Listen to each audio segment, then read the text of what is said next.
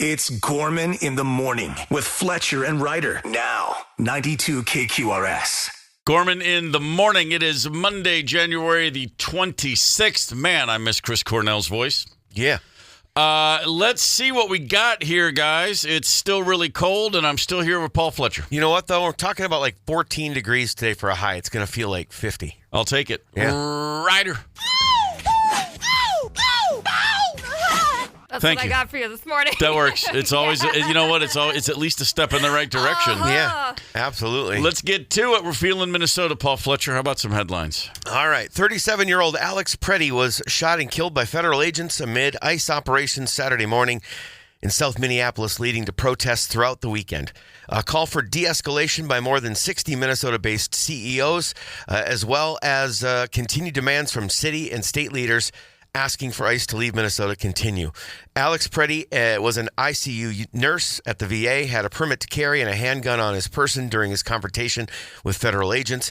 Department of Homeland Security officials say Preddy approached federal agents with his gun. Video footage shows he was not holding a gun in his hand at any point. This is the second fatality and third shooting in less than a month by federal agents. As they say, don't piss on my head and tell me it's raining. We've all seen, and we all believe our own eyes. That's the sad part for ICE now, is everybody's filming this stuff. I saw a guy in the street. I saw ICE shove a woman to the ground, and I saw that guy go over and get in between her and the ICE officer. Mm-hmm. And then I saw ICE pepper spray both of these people. Mm-hmm. And then I saw the man who'd just been pepper sprayed stay in between the woman and the ICE agent, which I've never been pepper sprayed, but that right there tells you, okay, that's a different cat we're dealing with. He's really trying to help this person. The plot was already lost. I saw 6 people jump on him. I saw them remove the gun from his holster, which he told them he had. And then I saw him executed in the street, an unarmed man lying down. Yep. And he was shot 9 or 10 times. If they ever allow an autopsy, we'll find out how many times.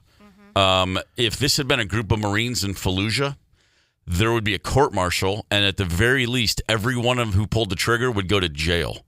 So, again, don't piss on my head and tell me it's raining. That was a murder. That was an execution. I'll take an Alex Preddy every day over everybody who's trying to tell me that he was an attempted assassin. Right. Like you just said, he's an ICU nurse at a VA hospital. The man spent his career helping patients and their families navigate the most difficult situations, medical situations, and most difficult times of people's lives. That's what he did. Mm-hmm. And he went out into the street to exercise his constitutional rights, and his own government is, wiping his dead body with the Constitution right now. So, I mean, the guy lived and died exhibiting values that I believe fundamentally matter. You stand up to bullies, you look out for your neighbor, you do the right thing for your fellow Americans. He died protecting a woman who was being assaulted and pepper sprayed. He himself was pepper sprayed, and he kept trying to protect this woman. I don't know if he knew her, but he was doing what I would imagine was the right thing. By all accounts now, this is a great guy, the best among us. I saw a post a woman named Jessica Hauser wrote. She was his last nursing student. Alex was her mentor at the VA hospital, and she wrote, Alex carried patience, compassion, and calm as a steady light within him. Even at the very end, that light was there. I recognized his familiar stillness and signature calm composure shining through during those unbearable final moments captured on camera. It does not surprise me that his final words were, "Are you okay?" Yeah. Caring for people was at the core of who he was. He was incapable of causing harm. He lived a life of healing, and he lived it well. He did not attack anybody. He was attacked, and he tried to defend a woman. That's what he was guilty of, if anything. Mm-hmm. Every time I hear somebody speculate on why would he do this, these paid protesters, it's I want to remind people that nobody's being paid to walk and protest and march. Every freedom that you enjoy comes from this is the history of America, is people standing up and going, hey, enough's enough, and demanding that those with power give a little down. That's how every freedom you have came. No one gives that stuff up freely. Mm-hmm. You have to organize and coordinate and say enough's enough. And that's all that's happening here. And it's just, look, my mom, who I love dearly, I understand why people are really, she would have looked away from this. She would have said, honey, it'll all work out. And she'd pray about it. It was just things like this were too painful for her to sit and speculate and really think about. So I get that. It is painful. It's exhausting, like I said. But it's also important that we remember, if you wouldn't accept these actions from your opponent, you can't accept them from your allies. You know what I mean? Like, integrity is sticking with your values even when your own people violate them. That's kind of the American thing, which is the reason the Constitution is so important is so we don't get off into this tribal thinking that it's okay if we do it, but not if you do it. That's the point. It's a really, really, really difficult thing to see yet again. Masked people with zero accountability is never the way forward. History has shown over and over and over again that when you have something that effectively is a secret police squad, you're the bad guys. It's that simple. It is unconstitutional. It is profoundly un-American. The idea that you're trying to remove criminal illegal immigrants, no one's got a problem with that. Right. I've not heard one person on any walk of life in any stripe of the political equation say you can't get rid of illegal criminals. Of course you can, and you should. Yeah. If that's what they were doing, I'd be applauding them. Yeah. That's not what's happening, not by a long shot. This is intimidation, and it is unnecessary. It is unconstitutional. It is un-American. And I would say that, and for the people on the left who are voting to continue to fund this organization, I hope they all get primaried. It's not left and right. It's right and wrong. Yep. It's un-American. You know what? We've gotten some texts on the Luther Westside Volkswagen talking text line pointing to the fact that, you know, you lean left. To summarize a few of them, I'd say they're saying you're as biased as anyone on the other side. That's the synopsis. And that's fine. I'd never shut that down. I mean, say whatever you want. Call me names. That's how it's supposed to be. We're supposed to be able to talk about things and disagree. Mm-hmm. I mean, I've said in my own personal life, if we all talked religion and politics more often, we'd get along because we would just know where we stand, and it takes the heat down to just put cards on the table. There's no shortage of people whose last name is Gorman who think I'm a nut job, okay? And we all still love each other. That's how it goes. But you know what? I'll just say I'm not a proud Democrat. That's one of those words now, like Democrat. The National Democratic Party is as full of rot as it ever was. I've never been a card-carrying guy. And just from these texts, I've seen them. I'd never heard Tim Walz's name before I moved here. It's not like I'm, it's like right. You're not alone there. A lot of Minnesotans hadn't heard of him either. I have spent my life voting since 1984 for the person who I think is less likely to sell out the American people. And sometimes I've regretted those votes. But that's how I approach this. And I'm just saying this, I guess, because one thing I am concerned about is coming across as someone who's saying things in order to incite people. I can't stand rage bait media. I'm telling you what I honestly think and believe based on what I've learned and seen and witnessed my whole life. And I've been paying attention to things for a long time. If you disagree, that's fine. I'm not going to try to convey. I'm not trying to convince anybody of anything. But I'm going to say that, I've understood that America is a concept. It's an idea, and it is not a given. That part to me is inarguable. The smartest people on planet Earth in the 18th century built this rickety-ass concept, and they fully understood that it is fragile and it is precious and it must be defended. The oath of office is to preserve, protect, and defend the Constitution. Not the guy in charge, not the party in charge, the Constitution. I mean, and it's not sexy and it's not flashy, but if we lose that, then we lose the United States of America. That's it. That's what it was built upon. And if that's troubling to hear, sorry. I think you're missing the point of what this country's always supposed to have been. Authorities have issued a water advisory alert for Rush City due to a pressure loss in the water system. According to the Chisago County Sheriff's Office, the loss of pressure occurred around 7:15 on Saturday due to a battery backup failure at the Master Water Treatment Plant controls. Officials warn if consumed, people might experience symptoms such as nausea, cramps, diarrhea, headaches. Residents are urged not to drink tap water before boiling it or choose an alternative source like, bottled water. Authorities expect results from their tests by tomorrow, so you'll have an update then. So, man, I saw this posting go up at like midnight last night. So good morning, Rush City. Boil that water. Get on it, Rush City. Don't mess around with that stuff. Jermaine Clement and Brett McKenzie. You know those guys, right? They're known as Flight of the Conchords. Oh, right. And they're set to reunite for their first performance in 8 years at the 2026 Netflix is a Joke Fest in Los Angeles, which takes place May 4th through the 10th. The duo last performed together on their 2018 tour, which resulted in an HBO special, Fight at the Concourse, live in London. These guys are great. That show was awesome. Yeah. That first season was unlike anything else that had ever been on TV. And So my great. God, it's funny. Oh. And my kids were little when that came out, and they loved it. You know what I mean? It was like it actually worked across the board. Brilliant. Fantastic stuff. With the Super Bowl just 2 weeks away, Pabst Blue Ribbon is selling its legendary 99-pack to help us host the ultimate playoff party. I'm on the lookout. Yeah, you are. I have been tasked with trying to find one of these because they got the freaking Godzilla cans, which are very cool. Okay, don't step on my touchdown call. Ah. This 80-pound monster features custom Godzilla artwork and packs nearly 10 gallons of beer. That's the equivalent of 16 six-packs into one massive box. Be on the lookout because they are limited. Oh, wait, you know what? Hold on. Just got an update. They're sold out. Ryder bought them all. Yes. Make no mistake, if I see one, I'm getting it for you. I can't fit them in my car. Like, I've bought a 99 pack before, and I had a different vehicle at the time, and I know I'm not getting it into this one. Oh, man. So, yeah, we're in right. trouble. We're in trouble at the Ryder house. I've got a small SUV, and if I see one, I'll put the seats down and grab one. Yeah. Okay. Giddy up. I got your back. All right. A massive winter storm has blasted much of the U.S. We caught some of that, spreading heavy snow, sleet, and crippling ice from Texas to New England, and prompting at least 24 states to issue emergency declarations. The storm knocked out power to more than 1 million homes and businesses, caused widespread flight cancellations exceeding 11,000. And then this was all followed by sub-zero wind chills, making the recovery efforts slow. School and transit services have been disrupted in multiple regions, while shelter and warming centers open to assist those affected by the prolonged cold. My former hometown of Nashville, Tennessee, that's where the exploding trees are. Trees down. Damn. Oh, my gosh. Really? It looks like it looks like a hurricane went through or a tornado. Trees down all over that city. And I've power's been out for well over 24 hours.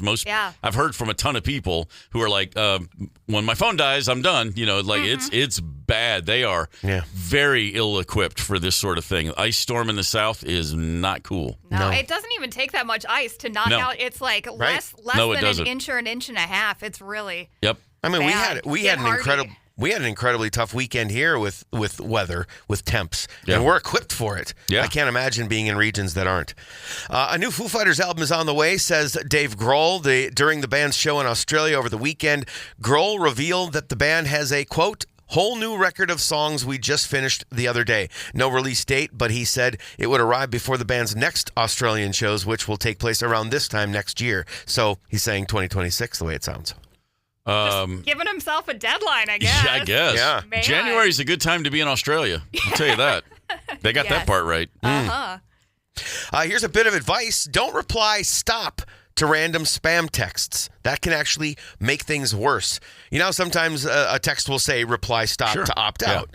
Sounds helpful, but not always. When you're dealing, when you reply at all, even with stop, you're telling the sender there's a real person on the other end. And once they know that, it might get even worse. If the message is from a real place that you trust, a doctor, a bank, a school, replying stop is fine. They usually honor it. But if it feels at all spammy, experts are saying don't engage at all. The best thing you can do is block the number. Oh, crap. I'm doing stop and then block. Do we think I'm clear? Now I'm nervous. I've started not unsubscribing from emails because I realized, like, wait, this is not an email I signed up for. If I hit unsubscribe, what's actually going to happen? I just keep deleting crap. I have 80 crap emails a day at least, and I just delete them. And I used to try to find the unsubscribe button, and now I'm like, no, I don't believe that even too. So at least I'm on the right track. Yeah, it sounds like you are. Ugh. What I need is a new email address and a new phone number and a fortified compound deep in the mountains. The Minnesota Wild over the weekend, they got Boldy back, and he scored a shorthanded goal, added an assist, and they still lost to the Panthers. So, you take the good with the bad. Yeah, this is a two-time defending champion. Sure it is. It's not an easy win. They played well. Kaprizov, 28th goal of the season. That's tied with Boldy for the team lead. Eriksson Ek also scored on a power play. Gustafson 30 saves. A good effort, not quite enough. The Blackhawks tomorrow night. The Minnesota Timberwolves just got rolled off the court by the Golden State Warriors yesterday. Yikes. Saturday's game was delayed a day. They played it yesterday, and they just got hammered. The team talked about having a hard time getting their heads around things to focus on basketball. And while I'm empathetic of that, it's guys, this is your job. Yeah. It's tough, and you got to do it. You got to show yourselves better. Yeah. That's 5 straight losses, so don't blame the events of Saturday for your looking like crap on Sunday. The team is in a bit of a swoon right now. Minnesota Frost got a win yesterday. There How we about go. that? 6-2 over the New York Sirens. Yeah, that was a shellacking. Kendall Coyne Schofield is leading the league in scoring. Wow, I didn't know that. 10 goals, 16 points. Not bad. Yeah, they looked incredibly dominant yesterday. Last night, in case you missed it, Sam Darnold had the greatest game of his career I as the tried Seahawks to avoid it, but I had to watch. have advanced to the Super Bowl. Should the Vikings have kept him? Yeah, maybe. But do we now know that the New York Jets are truly the NFL's version of hell for quarterbacks? Yes. Look at what Sam Darnold, look at what he's been through. This is now the greatest. Like Jim Plunkett back in the day showed up, tossed aside by the Patriots, and then he ended up on the Raiders and got a Super Bowl. If Sam Darnold wins, and the Seahawks will be favored over the Patriots, it will be the greatest quarterback refitting reboot in league history, and good for him. Yeah, it's unbelievable. Delano. I know. Oh, okay, sorry. I was going there. Delano, as I called it, and got roundly roasted 3 years ago. Oh, wow. Okay. Oh, my mispronunciations of most of the towns in this beautiful state when I first got here, man, legendary stuff. Just gut-wrenching. As a Minnesotan, we did this to ourselves. That's right. That's fair. We picked out the wrong, goofy pronunciations. I would sit there like, and decided to own them. Matamadai? What? It was just relentless. That's, you know what? It's totally fair. He coming in as a blank canvas. Yeah. Delano is not that's not a dumb Yeah, Jacoby. Glad to yeah. take. Yeah. I thought it was a song. It's like there's a Music Man song called Shapoopy. I thought that's where we were going. Jacoby. Gorman in the morning. Coming right back. 92 KQRS. Streaming from 92KQRS.com. Gorman in the morning is back. 92 KQRS. Gorman in the morning, Minnesota's 92 KQRS. Sometimes in a recording studio, things don't go according to plan. Sometimes. Artists listen back and they go, what the hell was that? Like that song we just heard, Aha. If I'm not mistaken, the lead singer of that Norwegian band, he caught his nuts in a vice grip and hit that high note accidentally, and they said, hey, leave it. It sounds great. Yeah, that sounds accurate. I remember that. Man. I think I read it on Wikipedia or something. Yowza.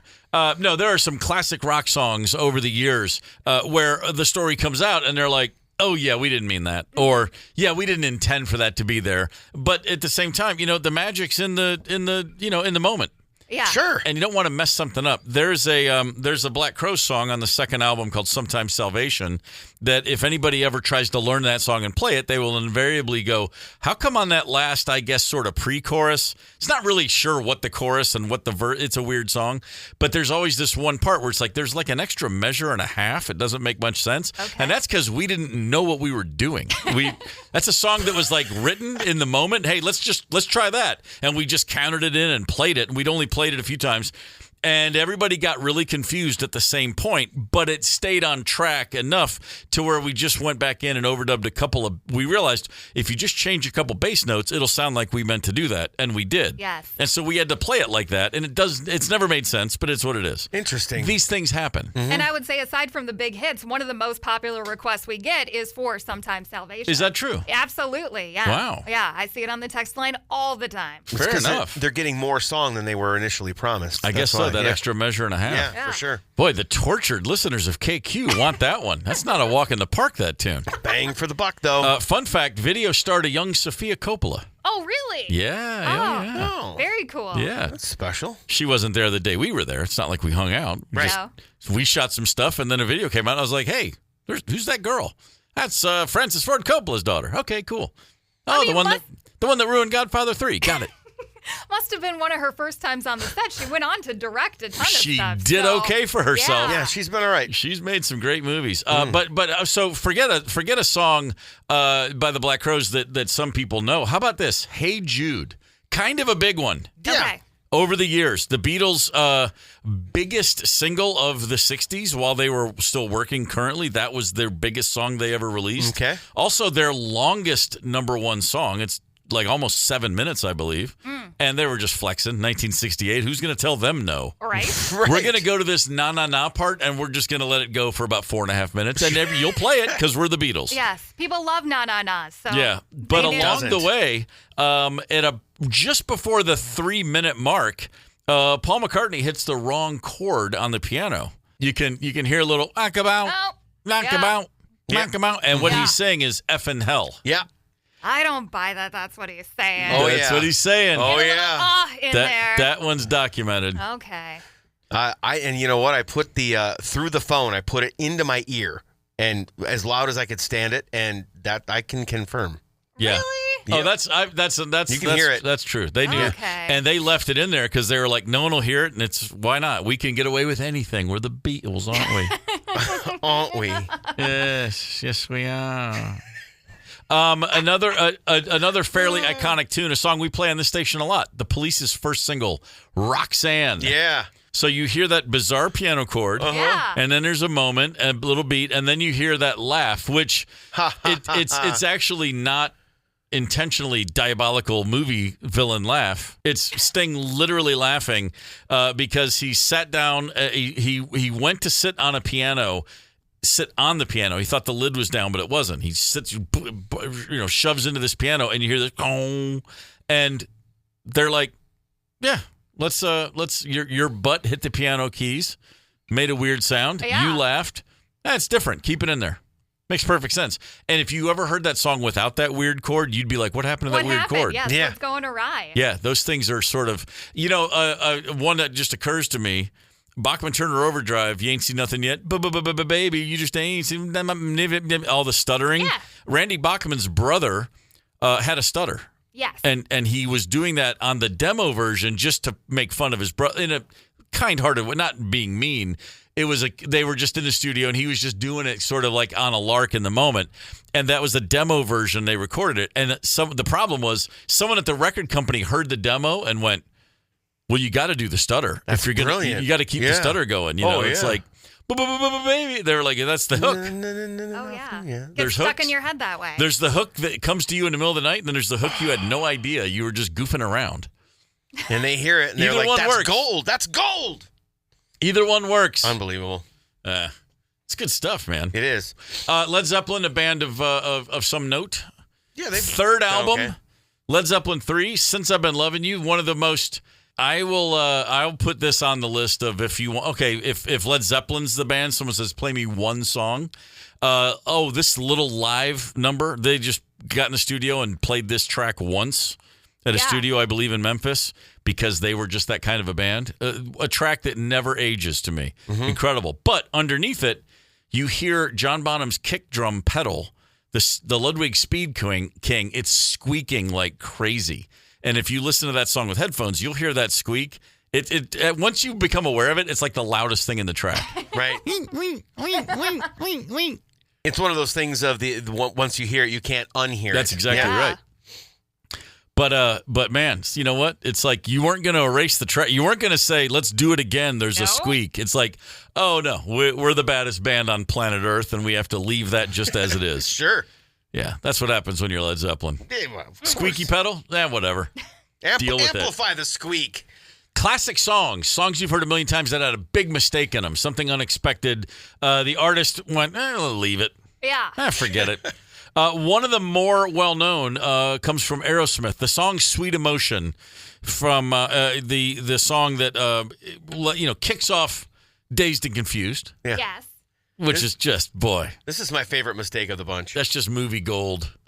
The song kicking in. Yeah. Steven Tyler was playing a little something they call a vibra-slap. Percussion is that thing you hit and it goes. There's 3 slaps. There it is. Yeah. And then on the 4th one, it just goes. It doesn't go. It goes because it broke. Right. And it doesn't take anything away from the song. He just went with it.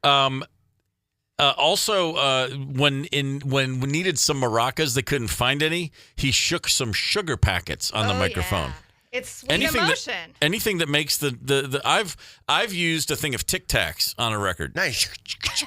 Whatever works. Doesn't matter. I mean, it makes sense because the salt shake or a sugar packet would make that sound. I actually heard him talking about it, and he just had the engineer, or producer, or whatever it would be. Mm-hmm. He's like, just turn that mic up a bit. Yep. And that's where he used the sugar packet. That's unbelievable. Wow. Like, budget friendly. Yeah, right? Just got to do what you got to do. Yeah. A song I'm not familiar with. It's worth noting anyway. Ben Folds 5. Ben Folds 5. Yep. Mm-hmm. That's weird to see it written, the Ben Folds 5. They have a song called Steven's Last Night in Town, and at some point in the song, you hear a phone ring. They were recording at a friend's house, and someone called the dude, and it got picked up. You didn't turn off the ringer? Come on. Yeah, leave it on there. Rookie mistake. The 90s landlines. Were we ever so young? Oh, man. That works. There's a phone ringing. I just realized this too. There's a Black Crowes song where you hear a phone ring. Oh yeah. And it's called something, and it's from that album. Oh, what one is it? Oh, that one. Oh my God, that's my favorite. Come on! It's on a record called Lions. Would it help if we put a drum kit in front of you? Yeah, it would. There's a phone ringing in there, and now that I'm thinking about it, I'm like, whose phone was it, and why did we? Yeah, but it's in there. That happens. Hey, man, you know what? You can never count for these things. I liked it better as a song called Something off that one album. That's it my took favorite. a minute. Yeah. Nah. Well, these things happen. Of course they do. All right. Gorman in the morning. Coming right back. 92 KQRS. Streaming from 92KQRS.com. Gorman in the morning is back. 92 KQRS. Gorman in the morning. Minnesota's 92 KQRS. The word for the world's largest rodent, capybara, is a word unlike most words in that in almost every language on planet Earth, it's very similar. Okay. I mean, just about every language says the same thing. Oh, capybara. Capybara. They just pretty similar. There's one outlier. There's one that stands way out like a sore thumb. Any guesses? Russia. Chinese. Right.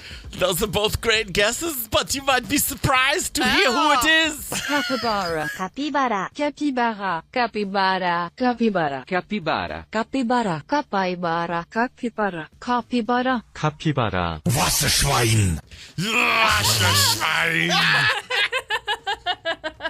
Wow. Man. How is it that Disney hasn't made an animated film about a capybara yet? I don't know. Oh, I'm Or a sure Wasserstein. Please tell me his name's going to be Hans when they do. Oh, my gosh. I tell you what, man, Yeah. and I've spent a lot of time in Germany, and I love it. I love the food. I love the beer. I like the culture. And fun fact, the friendliest, the people that will do the most for, I mean, they have the surface level, what do you want? And then the second you break that down, just, here's the shirt off my back. Okay. The opposite of the Brits, who are like, hello, mate, how's it going? Oh, good, man. Do you got 3 pence? Piss off. It's like backwards. Are they Minnesota nice? I love the German people. I love Germany.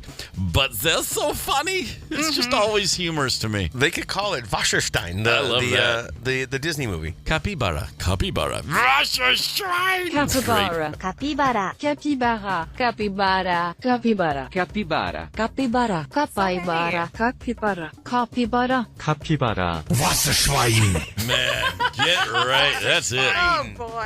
Absolutely fantastic stuff I right love there. That is great. I'm a fan. What can I tell you? Well done, Germany. Have you ever been in need of an organ donation? Have you ever donated an organ? Have you ever been asked, what do you think you'd do? This is a classic case of you really probably don't know until you're there. Yeah. Would I donate an organ? Of course I would. Right. Maybe. Until you think. have to. Until. Yeah, we'll see. A couple of friends up in Canada faced with this very quandary. Check this out. One day I just started not feeling very well and no idea what was going on. Was told right away to get admitted into the hospital because I was down to 3% kidney function. Nobody in my family member was either healthy enough or had the proper blood type in order to be able to help out. It was a no-brainer for me. I follow what the universe tells me, what my heart tells me. I was meant to give her my kidney. Because it's such a huge gift, it's like, how do you take that in? These are, by the way, these two women have been best friends since 1980. They're not strangers. They are dear friends. And as it turned out, against the odds, a dear friend happened to be the one with the perfect match. Right. When none of the family match. That's not a weird single to me. family member. Kind of crazy. Yeah. Great story. 3% kidney function. Yo. Yeah, that's... I'm not a doctor, but that sounds terrible. I'm not a mathematician, but that sounds terrible. I'm not either, and I agree. It's Gorman in the Morning with Fletcher and Ryder, 92 KQRS. Gorman in the Morning, we're doing a Monday morning mixtape because that's how we roll on Mondays. Okay, your favorite band, whoever it is, someone comes to you and says, I've never heard them. Play me one song. What song do you introduce your favorite band with? That is the mixtape theme today on the Luther Westside Volkswagen Talk and Text line, 651-989-ROCK. All right, Steven in Apple Valley says Metallica, Creeping Death. Enough said. Okay. I like that pick. Old school, baby. Uh-huh. Kicking it back. Which record is that on, Ryder? Top of your head. Creeping Death? Yeah. Is it on Kill 'Em All? I think it's Kill 'Em All. That sounds about right. I was going to say that as well. Yeah. Okay. Jeremy says, easy pick. If I wanted to introduce someone to Howl Owl Howl, I'd have them listen to My Cologne. Boom, you've heard their entire discography. Damn straight. Hey, man. One song and counting. Oh, yeah. Hey, it's happened once before, but for a second time, I can confirm that sounds great during a hockey game. Yesterday at the Grand Casino Arena. Attaboy. Lastly, John in Bloomington. My favorite band is Van Halen, and song would be Running with the Devil. Yeah. Oh, yeah. I when Van Halen 1 came out, my brother had the cassette and I would listen to it, but I was like, it was like a guilty pleasure because I was like new wave and punk kid. Right. And I was like, I can't like Van Halen. They're too popular already. They rock too hard. Right. And man, I wore that damn thing out. You know, the one that got me was Ain't Talking About Love. First time I heard it, I was like, oh, that's the one. I agree 100%. Just so great. But then this, Running with the Devil, man, leaving a soccer game against a school from Louisville, Kentucky called 9th and O. It was a Baptist school, a Christian school, and we beat them, and they were really dirty. I mean, played dirty. And because they're a Christian school, of course, as the van pulled the parking lot, we were cranking this, and we were all singing Running with the Devil because we were.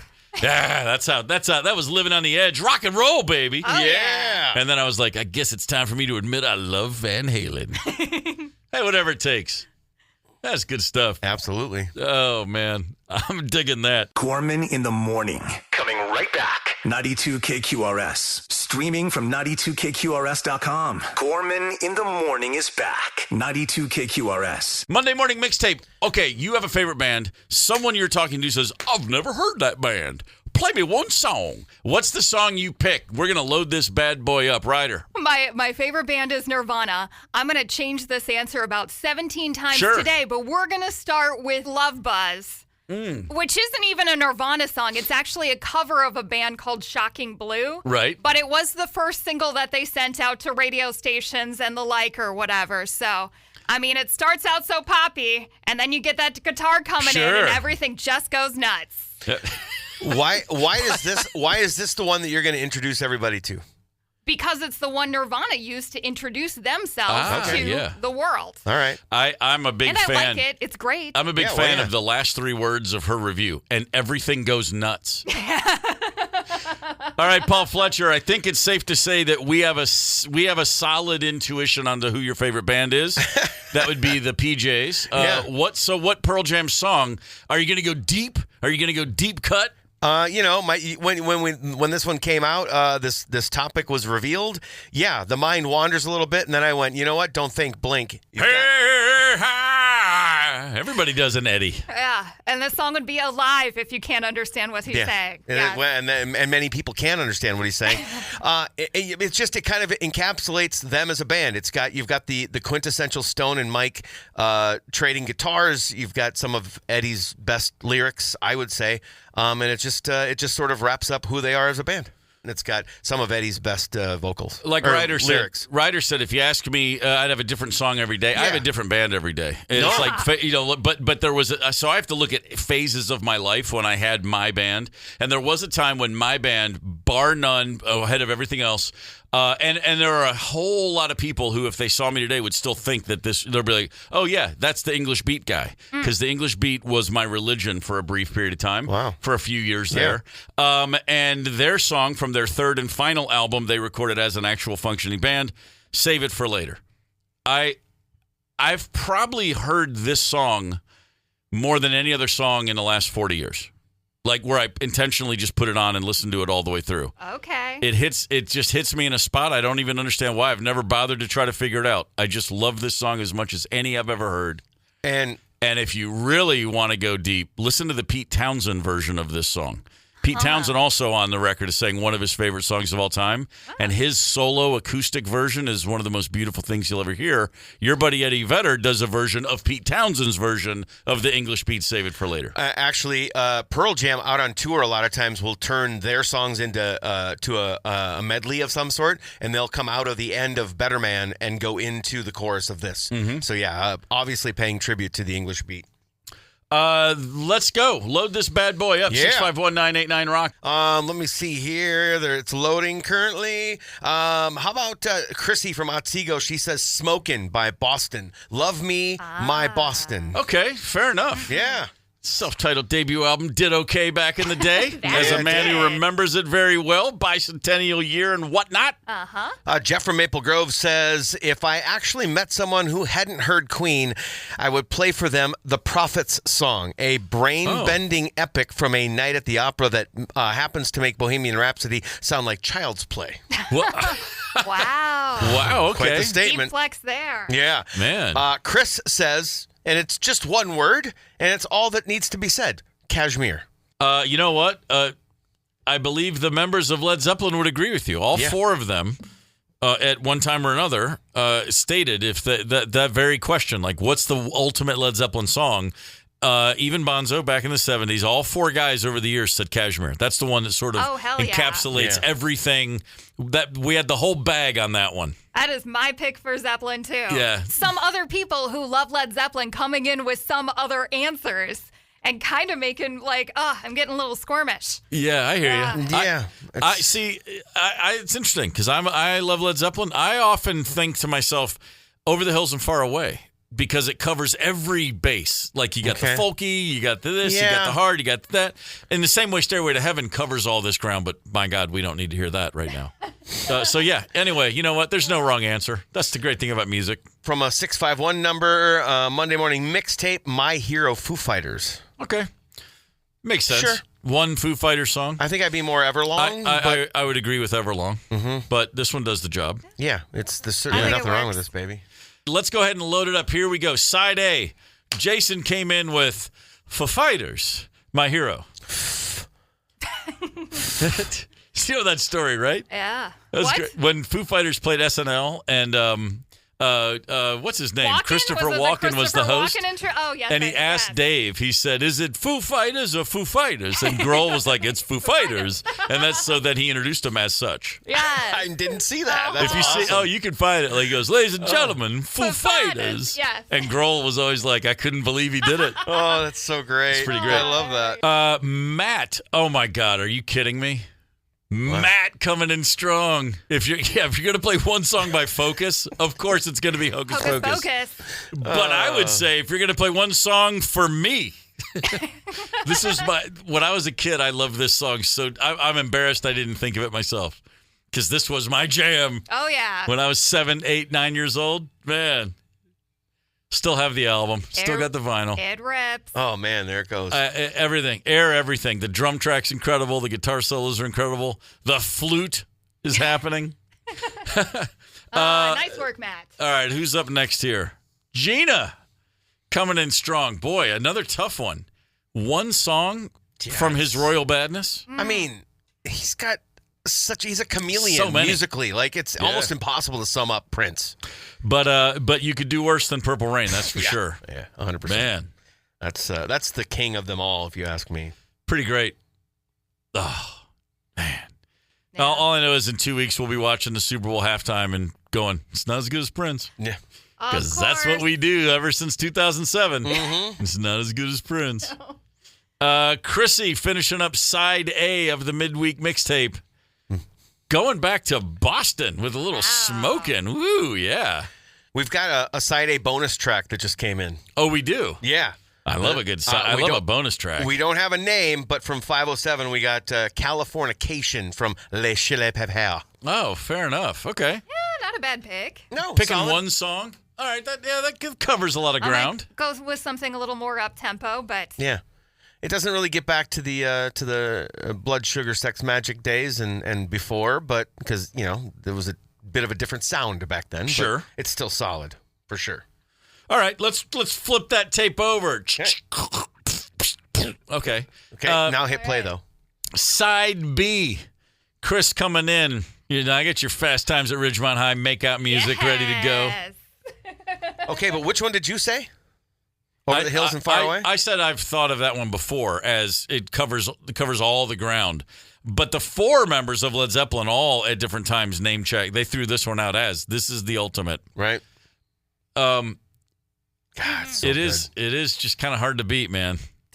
Yes. I mean, we're 30 seconds in right now, and it already feels like epic. You've already been like, oh yeah, we're already there. Pretty incredible. Oh, come on, Bob. Oh my God, sing it. How would we top that? Neil knows exactly how to top it. My man loves as if there's another Chumbawamba song. Oh, it's a good bit though from Neil. I like it. Bit. Yeah, just keep suggesting tub thumping whenever you possibly can think of it, Neil. Hey, it works. He nails it. He does. It usually works with the theme. Bonus points if anybody can name another Chumbawamba song. Jeff coming in off the top rope with a song from Queen. He's like, yeah, I'm not going to play Bohemian Rhapsody. I'm not going to give you Somebody to Love. I'm not even going to give you Killer Queen. I'm going to give you the Prophets song. Man. Okay. Yeah. Wow. That's a good one. Every now and again, someone sneaks a knuckleball in there, and you just swing and hope you hit it. Yeah. Yep. John coming in strong. Good, let's go first song on the first side of the first album by Van Halen. Pretty strong way to kick off your career. Yeah, I can't disagree with John on this. You know what? My oldest friend finally texted while listening to the show. Like, what took you so long, Frank? Yeah. Okay. He made a good point. He said he would go with Jump from Van Halen, and kind of the reasoning being that Jump capsulates the David era and kind of the Sammy era sonically a bit. Okay. You know what I mean? Because it's kind of got that lighter pop feel to it. Gotcha. Hard to argue with Running with the Devil. David Lee Roth doing those jump splits, though. Oh, yeah, man. They were like kids. This is the first song. I mean, you put the needle down, you're like, okay, we have a new belt contender. Yeah. Let's wrap it up. But this is an impossible one, almost as much as the Beatles would be. Megan says for the Rolling Stones, one song, she'd go Gimme Shelter. Again, I mean, okay, you can't really argue it. It's fantastic, tremendous. Yeah. You could probably give 10 Rolling Stone songs and none of them would be wrong. As haunting an introduction as there is in rock history. Oh, very much. It's just so. Right away you're like, oh, what's meant to happen? For me, it's this and Paint It Black. Those are the two that I would throw out there. Oof. That's just like something's about to happen and I'm not sure. It doesn't make me feel good inside. It's scary. Tremendous. You know what? A bunch of great music on the mixtape today. Yeah. Thanks, everybody, for sharing your thoughts with us. We've got a little bit of time left, just enough for the last word. Courtesy of the good Dr. Hunter S. Thompson. Oh, boy. HST ran for the sheriff of Pitkin County, Colorado in 1970 on the Freak Power platform. And he almost damn near won. Oh. He entered sort of as a joke. I'll be the sheriff. This is where Aspen, Colorado is. Okay. Very expensive part of the world. Mm-hmm. And in 1970, it was in the process of becoming a very expensive part of the world. And he ran on a platform that said, among other things, death to developers. If you were a real estate developer, he'd put you in the stockades and embarrass you publicly until you were hanged. Death to narcs. It was like it was called Freak Power. When we used to call people narcs. Yeah, and by the way, he almost won. And in fact, he was going to win. There was a Democrat running, there was a Republican running, and they both recognized, holy crap, he's going to split the ticket and win. And so one of them dropped out through all of his support to the other and still barely beat Hunter S. Thompson. And he was the other thing he was going to do on day one, the sheriff in that county is basically the mayor and everything. Okay. He was going to dig up all the streets. He was going to get rid of paved roads. Because he was like, they're coming in, they're going to turn this into what it became. Okay. Anyway, this is a real thing. This almost happened. Yeah. It's fantastic. And during the campaign, there was a debate, and here's a quote from that debate, generally speaking. All right. We cannot expect people to have respect for law and order until we teach respect to those that we have entrusted to enforce those laws. The good doctor, always on the right side. Wow, yeah. Except for when he wasn't. Yeah. All right. Wow, yeah. His batting average is still Hall of Fame numbers, to say the very least. Gorman in the morning is also Gorman on the go. Get the 92 KQRS app and stream live or catch the Gorman in the Morning podcast anytime. 92 KQRS.